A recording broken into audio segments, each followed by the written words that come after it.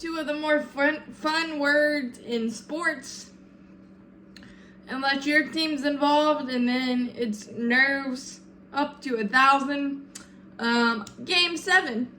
This Houston Astros Texas Rangers ALCS has had all the juice, had all the spice, had brouhahas, had clutch hits. No one winning in their home ballpark. The Astros have struggled mightily at home, which no one can understand. Have scored 6 total runs in their home games. Just really, really strange.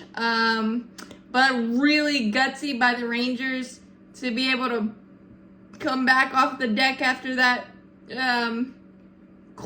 crushing loss in Game 5. The Altuve magic.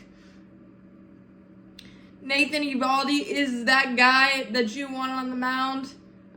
He's big game Nate.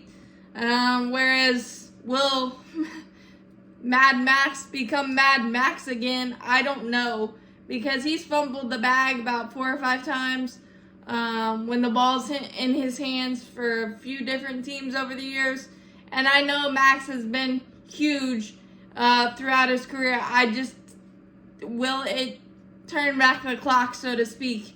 That needs to happen. Adolis Garcia getting his grand slam after taking golden sombrero after the incident with Brian Abreu in Game 5. That's got to make him feel better.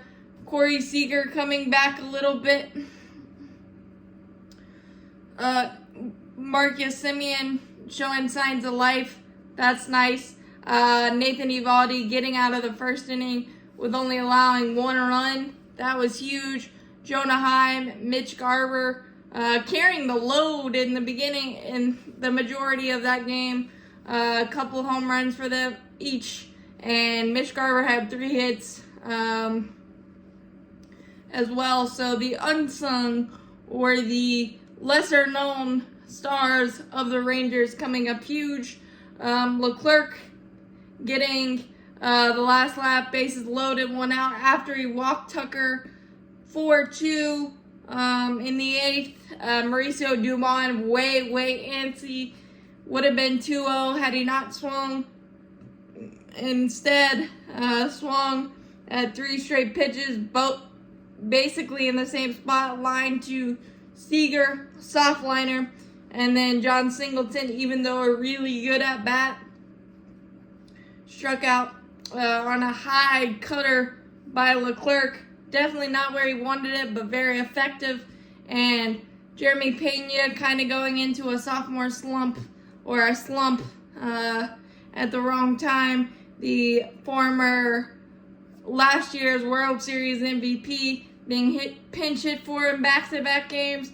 It's not a great feeling for him, but you got to do what you got to do. I was a little surprised that Bruce Bochy went to Leclerc for possible 5 outs, and then they were able to bust it open to make that a moot point. And B, that Dusty Baker let Ryan Presley sit in the bullpen.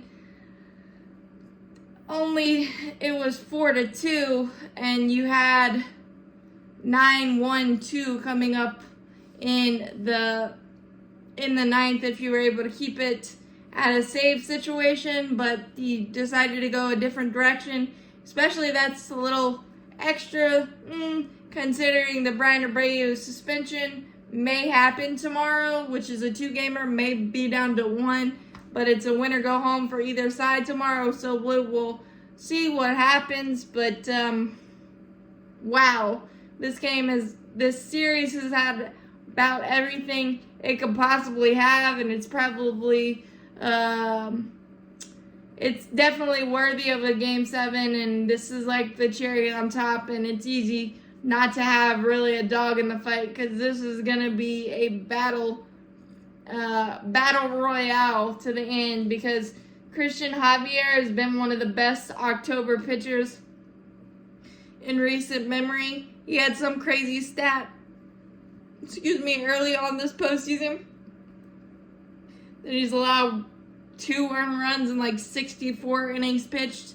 or something crazy like that. So this kid has a heart built for October, and sometimes you can't say that. And Max has had a lot of scar tissue, but he's had some good moments too. So which one is gonna show up? It's gonna be interesting to see. But gotta love postseason baseball and gotta love Game 7.